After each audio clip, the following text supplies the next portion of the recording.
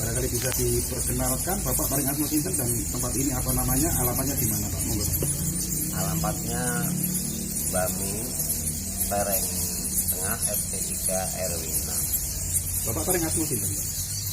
Bapak Pereng Asmo Mbah Mustamin, panggilannya sini Bami Juru Kunci Jiwanto.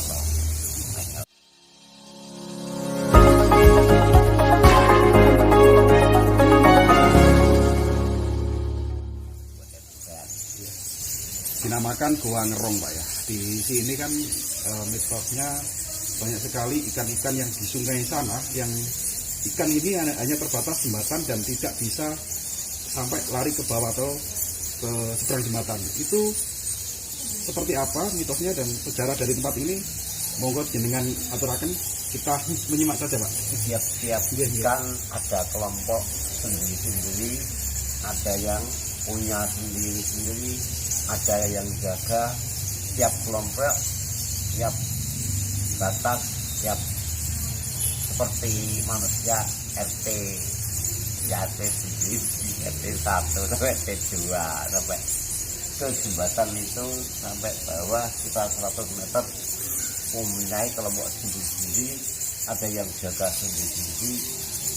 Itu nya ikan bader sama lele sama kura-kura sama ulam ikan palung, ulam palung di lokasi area Goa Ngerong sampai ke bawah mulut Goa Ngerong itu. Pusatnya di situ ada yang punya namanya Assalamualaikum. Yang di daerah itu Assalamualaikum, yang Kembang semua. Ini ada tamu dari media, YouTuber dari Surabaya, dari Jombang, dari Jakarta, dari Bojonegoro, Mojokerto. Jadi satu melumpuk di tempat Goa Ngerong ini. Ya, untuk sejarahnya awal mulanya masalah mengenai ikan semuanya di lokasi Goa Ngerong ini ada yang menguasai. Yang paling tua namanya yang Ki Jelaisu sama yang Kembang Sumo, itu yang punya ikan-ikan di lokasi Goa Ngerong ini. Ya, baik. Nama-nama yang jenengan sebutkan itu sosok walikah atau orang bertapakah atau orang sakti gimana? Caranya seperti apa? Sebetulnya itu waktu tahun 840 sebelum Masehi dia bertapa di situ bertahun-tahun ya. Terus ada orang membutuhkan air baru melahirkan dari atas sana, namanya Goa Ngerong. Atasnya ada desa namanya Ororombo. Itu namanya Mbak Dewi Laras siapa itu, panjenengan tidak tahu. Terus turun ke bawah sama gendong bayinya, baru melahirkan membutuhkan air itu. Lantas selanjutnya di situ ada orang bertapa namanya Yang Ki Jelaisu sama Kumbang Suyuk. Ya. Ada nggak keterkaitannya sosok pertapa itu dengan Sunan Bonang atau Sunan Kalijogo? Istilahnya ada. Waktu itu dia bertapa semua punya tempat sendiri. Kamu di Rengel, saya di sana, kamu di sana. Jadi dibagi tugas seperti ya, itu. Jadi dibagi tugas, cuman lain desa, lain tempat, lain kabupaten. Ini kan kabupaten Tuban gitu. Ya, terkait dengan sumber yang keluar dari Goa Ngerong ini, pernah nggak ada orang atau telusur goa gitu sampai ke pusat dari sumber yang mata air sini? Pernah ada. Saya tanya, ini itu anak dari Trisakti dari Jakarta sama Pecinta Alam sama Jejak Petualang itu nggak kuat sampai ke sana, hanya apa ya, kekuatan 300 meter. Jadi arung sungainya hanya sebatas 300 meter gitu. Soalnya apa? 300 meter di situ ada batu runtuh dari atas, perahu-perahu tidak bisa melintas meneruskan ke situ. Akhirnya diangkat dikirimkan di sini, dimasukkan ke batu, namanya di sana Sukan Sewu itu, sampai ke dua sini, sampai ke sana sekitar 500-an meter dari dua sini. Hanya sebatas 300 meter. Nah, kita pernah mendengar ya sumber folklor dari ya sebagian media, katanya Goa Ngerong ini bisa menembus sampai ke Goa Akbar. Itu seperti apa sebenarnya, Pak? Dulu orang tua saya dulu itu pernah masuk sana, Mbak, perahu, kan belum ada yang runtuh, belum ada yang pohon-pohon, masih alam, bisa melanjutkan ke Bekti. Bekti itu kan sudah daerah Tuban, Manding. Nah, ya dari situ tidak bisa meninggalkan lagi karena apa, perahu nggak bisa melanjutkan, sempit tidak muat perahu. Nah, coba kita angkat yang lebih soalnya ke dalam perahunya lagi. kan besar dulu, 3 perahu di sini, ada perahu 3. Iya. Peninggalannya Mbah yang 3 Den Gondol, Den Herit, Den Bei itu ikut bertapa, cuma dia naik bertapa di dalam. Jadi ada 3 perahu ya dulu ya. Ada. Sekarang masih ada. Sekarang hilang perahunya satu ya untuk melusuri dalam. Jadi benar ya bisa tembus sampai Goa Akbar gitu, Pak ya. Benar, cuman nggak bisa dilalui sama perahu karena itu banyak batu runtuh. Seandainya jalan kaki atau berenang itu bisa nggak? Nggak berani. Nggak Karena berani. di sana aja deras. Pokoknya di namanya apa? Dikasih nama Sukan Sewu. Nah, saking kerasnya, saking derasnya air dari atas ke bawah. Jadi mau naik, mau menelusuri ke pusatnya situ, kita 6 meter, nggak salah 7 meter. 7 meter, terus nanti turun ke bawah air yang keluar sini itu. Sehabis melewati Gedan Sewu, di situ ada seperti danau. Ya, terkait dengan orang yang bertapa yang kita ceritakan tadi, siapa itu namanya? Yang Kijala itu, Ya. yang Kumbang Josumo, yang Idris, 3 orang itu. 3 orang bertapa gitu, Ya. Pak ya. Dan itu kan cerita dari turun temurun gitu ya. Iya. Dan kebenarannya juga masih menjadi tanda tanya ya, Ya, karena itu cerita turun temurun. Nyata, kisah nyata bukan cerita bohong. Cerita nyata. Ada, kan Ya. ada catatan bahasanya bahasa Jawa. Di sebelah kanan dari Goa Ngerong itu kan ada seperti petilasan atau makam. Itu makam siapa itu, Pak?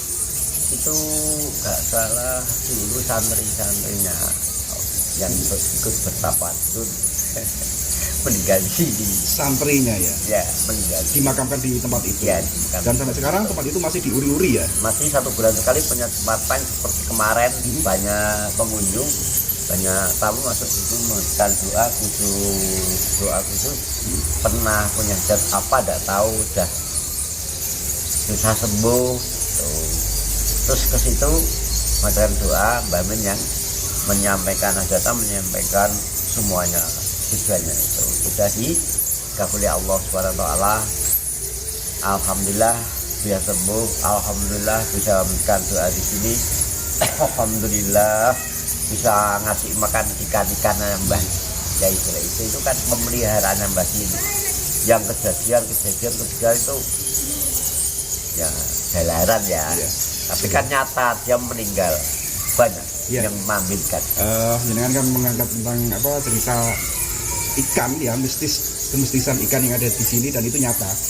Siapapun yang mengambil atau memasak ya ikan yang ada di sini, baik sengaja atau tidak sengaja, itu pasti mengalami hal yang tidak diinginkan atau meninggal dunia.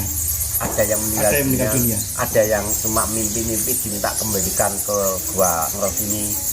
Karena pas dia tidak tahu, nggak disengaja, dan disengaja kan beda ya, Pak. Jadi itu nyata, Pak ya. Nyata. Jadi ikan yang ada di sini tidak boleh dimasak ya. Pernah saya hitung, saya juru kuncinya kan. Nah, sudah mengalami, sudah tahu yang pernah kejadian itu sampai 9 orang, nggak salah 10 orang. Soalnya yang punya nggak terima. Ini kan makanya kelompok, tiap kelompok ada yang kuasai, tiap kelompok ada yang kuasai, jadi, tiap kelompok ada yang punya. Ikan yang ada di sini itu ada yang memelihara makhluk gaib gitu Pak ya. Nggak sini. Dan hanya di batas jembatan. Apakah ketika ada luapan air atau banjir itu ikan tidak bisa sampai ke sana Pak? Nggak pernah ke sana. Yang anyut air itu ikan-ikan yang sakit yang tidak bisa melawan arus itu. Iya. Mbak. Selama sekian tahun, mulai dari tahun 78 dengan sebagai juru kunci di sini, dan mungkin malam hari pernah melakukan ritual atau mengantar tamu bermeditasi di sini ya? Ya seringkali. Pernah nggak jenengan temui sosok-sosok astral atau penunggu dari tempat keramat Gua Ngerong ini? Semuanya gaib-gaib itu bisa, ingin tahu bisa, tapi tidak bisa dipegang. Jadi pernah nggak jenengan pernah? Seperti apa itu Pak? Kalau boleh kami tahu. Ya bocoran lah, sedikit bocoran. Penampakannya seperti apa? Penampakannya kalau perempuan ya cantik. Pernah ada sosok perempuan yang itu kan ada atau lukisan di tembok itu kan ya penampakannya ini Mbak Prau. Lukisan yang ada di sana itu kalau boleh tahu siapa saja itu Pak? Ya ada yang dari Wal Bidul, ada yang dari Tuban, ya ada yang dari Rengel, khusus Rengel ada itu perempuan itu. Apakah ini katakan Putri Gua Ngerong. Putri Gua Ngerong yang melahirkan di sini itu ya? Ya. Yang sering masuk ke dalam itu ritual di sini sama pengunjung dari luar kota, dari entah manapun dia datang. Tapi ya punya hari tertentu, hari khusus, biasanya bulan Suro tanggal 1, harinya Jumat Pahing. Ini kan punya Jumat Pahing dan sebulan sekali. Kaulan nazar janji ya. Terus gini Pak, boleh tanya ya Pak ya? Ya. Kan di sini seringkali dikunjungi orang-orang dari luar daerah, ngoten nggih, betul nggih. Dari sekian banyaknya pengunjung itu mungkin ada yang menyampaikan secara pribadi kepada jenengan, misalkan punya tujuan tertentu, misalkan nyuwun sewu, Pak, supaya dagangan saya laris gimana, supaya anak saya diterima menjadi ini gimana, yang seperti itu ada ya Pak? Ada, sering. Ada, tiap hari, tiap hari, sering, entah siang atau malam, ya tempatnya ada khusus masuk ke tempatnya Mbah itu. Ada syaratnya, ada yang untuk doa-doa itu biasanya Mbak Kembang, Bang Sure. Jadi mereka itu nanti yang menyarankan, yang nuntun, yang mandu jenengan Pak. Iya, Mbak Kuntinya harus toh. Itu apa sakit, apa untuk pertokoan, apa untuk warisan. Semuanya itu lantaran ya, namanya orang beda orang beda tujuan gitu ya. Beda tujuannya untuk warisan. Ya Allah kan Maha Pendengar. Doanya diterima, ada yang tidak. Yakin apa enggak? Bukan saja mungkin. Buktinya ya kok jodoh semua yang sudah dikabuli sama Allah itu datang ke sini, ada yang bawa kambing, bawa lembu, beli. Tapi satu tahun sekali di sini banyak pengunjung ritual hari Minggu Kliwon bulan besar Pak. Nyadran kabulinya. Jadi ribuan pengunjung tapi setahun sekali. Itu ada nggak ya Pak? Tumpeng 10, tumpeng 30, tumpeng 5 tumpeng, 2 tumpeng, panggang semua Pak itu. Nah kemarin itu sampai 65 tumpeng, belum kambingnya. Tapi ya dibuat itu Pak, tahlilan, sistem tahlil di sini. Jadi sebelum tahlilan, sebelum doa-doa, jadi apa itu? Iya, sangat menarik sekali yang cerita yang jenengan sampaikan. kalau boleh disimpulkan ya, ngapunten nggih, Iya. apakah tempat ini juga merupakan sebuah tempat atau Sakral. untuk ritual pesugihan gitu? Ya sakral, nggak mau apa, maksudnya itu hanya minta kambing atau tumpengan atau uang diberikan kambing sembelih dibuat syukuran, dibuat pesta-pesta saja. Jadi Betul, memang ya banyak orang itu kan lain apa? Lain acara, lain tujuan. Tujuan semuanya kan nggak ada orang mau apa ya, miskin. iya, iya, iya, iya. Jadi bisa Pak ya disimpulkan bahwa tempat ini adalah tempat untuk melakukan Iya. ritual pesugihan gitu ya, bisa ya? Ya, tujuannya itu Lebih terkenal dengan nama apa itu, pesugihan apakah, tempat memuja siapa gitu? Kalau di Laut Selatan kan Blorong atau Iya. Ratu Selatan. Enggak, di sini- Kalau di sini apa?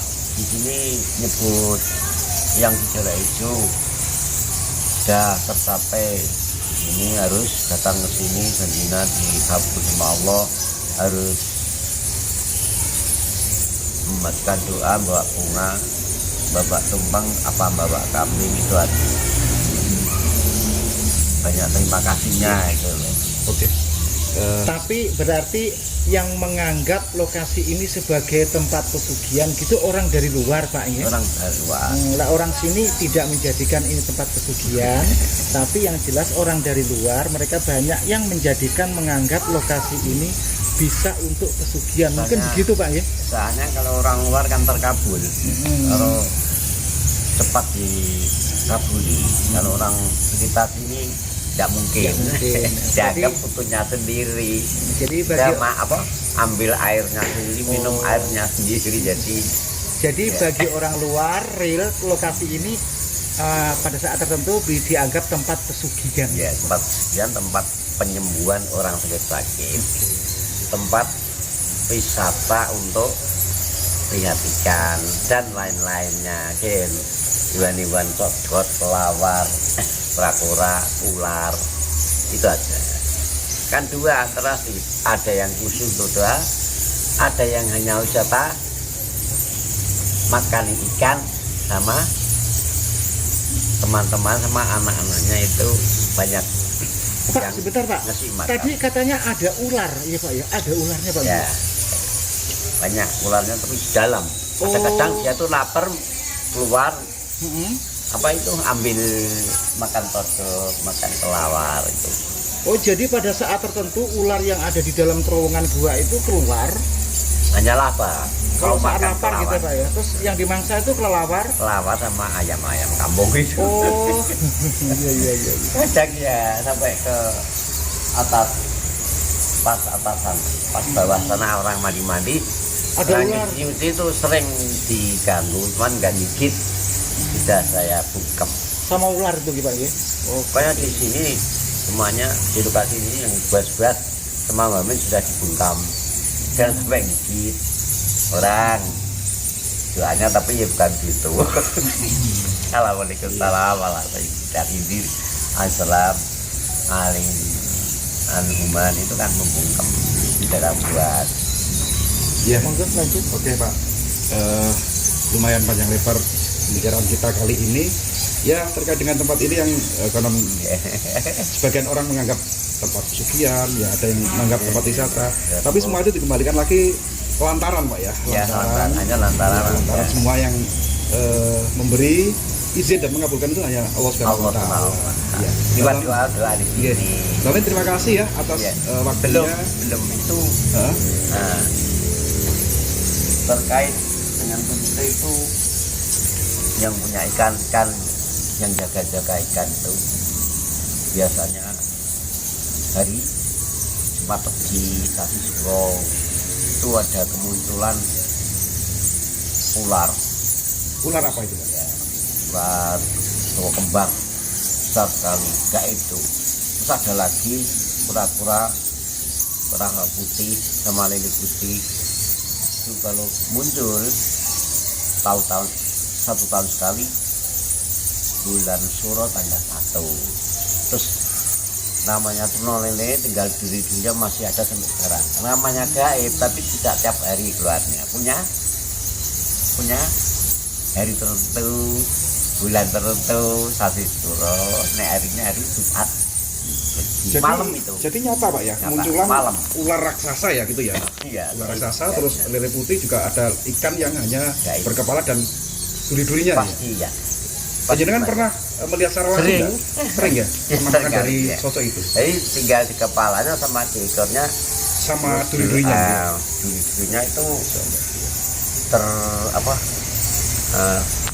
Tapi masih hidup gitu Pak ya? hidup seperti apa itu jualan nanti Iya. nah, itu lari-lari kelihatan Nyata ya, kelihatan. namanya Teruno Lili punya nama itu namanya. Terima kasih ya waktunya ya sudah meluangkan Malah waktu. Mbak Min senang alhamdulillah bisa datang sini bisa cerita bisa Oke. Berbagi pengalaman gitu ya. di sejarah sini malah senangnya Mbak Min apa biar terkenal biar Iya. banyak pengunjung ke sini. Oke. Ya, mudah-mudahan tempat ini masih selalu terjaga dan tetap lestari Mbak Men ya. Ya. Ya. Semoga sehat dan sukses selalu jenengan Mbak Men, panjang umur ya. Amin. Terima kasih. Amin. Assalamualaikum warahmatullahi wabarakatuh. Waalaikumsalam warahmatullahi wabarakatuh.